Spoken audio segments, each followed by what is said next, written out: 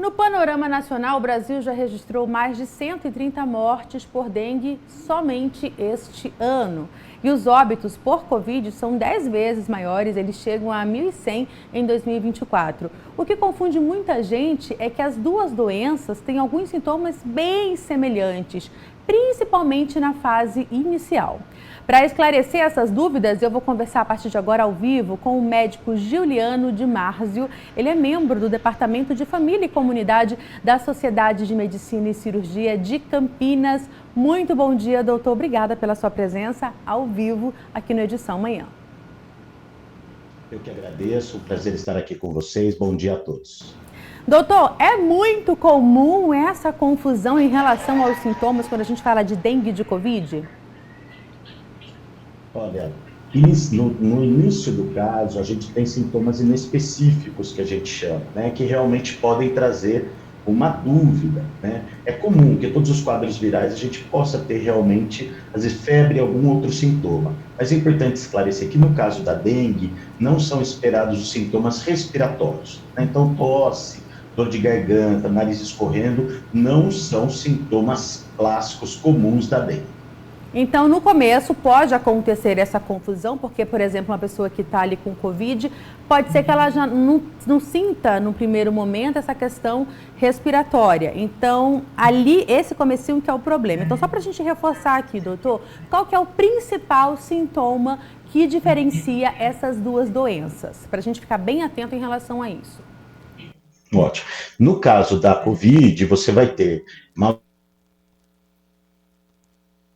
mal-estar, dor de cabeça, pode ter uns sintomas de nariz escorrendo, tosse, dor, às vezes diarreia. E no caso da dengue, você também pode ter a diarreia, mas você vai ter manchas no corpo, uma dor em volta do olho, né, retroorbitária, que a gente chama, muita dor no corpo, uma mialgia mais intensa, né? Então, assim, no caso, para pensar em Covid, ter sintomas respiratórios. No caso da dengue, por exemplo, aquele vermelhão no corpo que dá, que é o que a gente chama do exantema, né?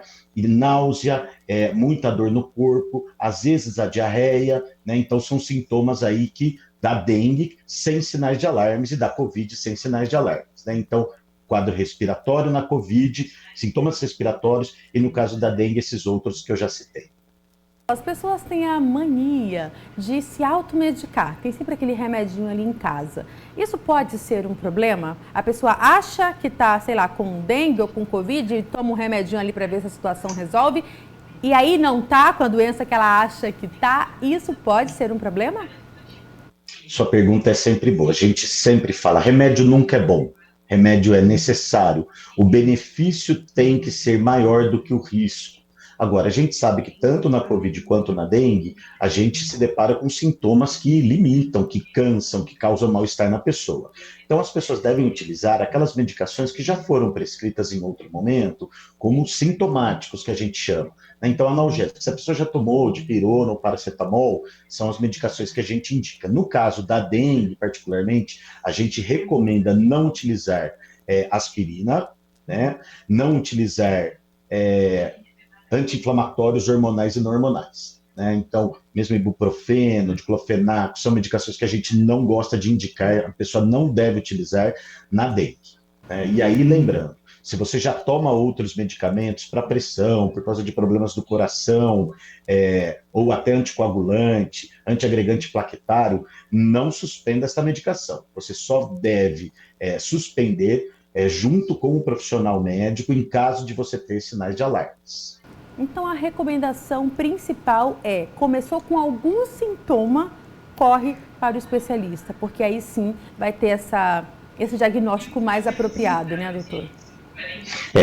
Se hidratar sempre, né? Então a gente sabe que no caso da dengue é muito importante uma hidratação abundante, né? A gente fala de 2/3 de água e 1/3 de outras bebidas, né? Como isotônicos, água de coco, chá, sucos, mas 2/3 de água. Então é um volume que, óbvio, varia conforme o peso da pessoa, mas realmente a gente orienta pelo menos aí 2 a 3 litros de líquidos por dia no caso da dengue, porque a gente sabe que a desidratação pode agravar o quadro.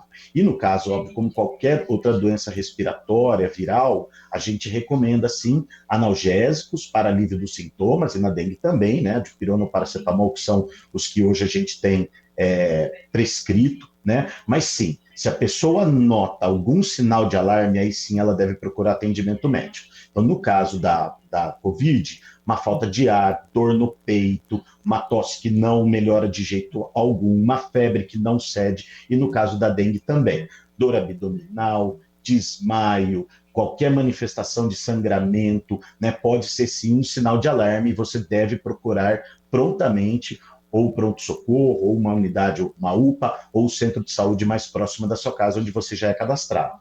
Perfeito, doutor. E para a gente encerrar, nunca é demais a gente reforçar aqui que prevenir é sempre a melhor estratégia, né, doutor? Em todos os casos.